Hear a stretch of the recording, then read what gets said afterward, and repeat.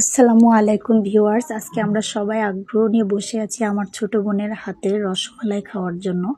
সে একটা একটা করে উপকরণ মিশিয়ে নিচ্ছে।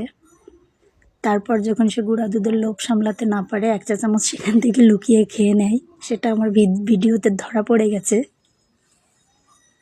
এর ভেতরে সে একটুখানি ঘি অ্যাড করে নিচ্ছে, 1.5 চা চামচ পরিমাণ ঘি।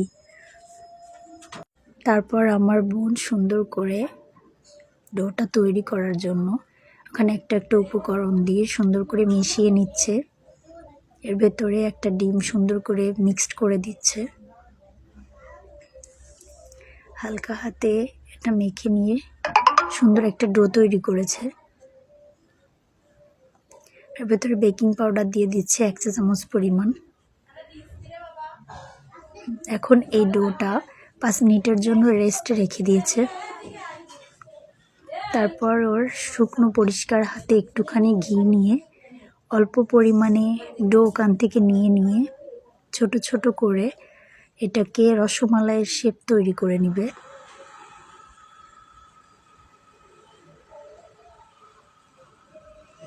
সুন্দর ছোট ছোট করে আমার বোন রসমালাইয়ের শেপ দিচ্ছে। এখানে 2 ধরনের রসমালাই শেপ দিচ্ছে, একটা গোল আর একটা হালকা লম্বা টাইপের।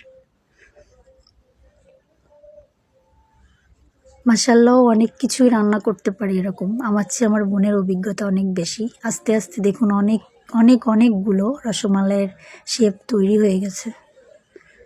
এখন রান্নার পালা। ও চুলাইয়ে ফ্রাই প্যান দেওয়ার পর এখানে ক্যারামেল তৈরি করে নিচ্ছে। ক্যারামেল তৈরির পরে দিয়ে দিচ্ছে দুধটা যখন ফুটতে শুরু করেছে তখন ও এর ভেতরে 5-6 চামচ চিনি দিয়ে দিচ্ছে। চিনিটা মিশে যাওয়ার পর তারপরে দিয়ে দিচ্ছে সেই রসমালাইগুলা। অবশেষে আমাদের রসমালাই হতে শুরু করেছে। ধোয়ার কারণে প্রথমে বোঝা যাচ্ছিল না, এখন দেখুন কত সুন্দর তৈরি হয়ে গেছে আমাদের স্পেশাল রসমালাই। এখন টেস্ট করার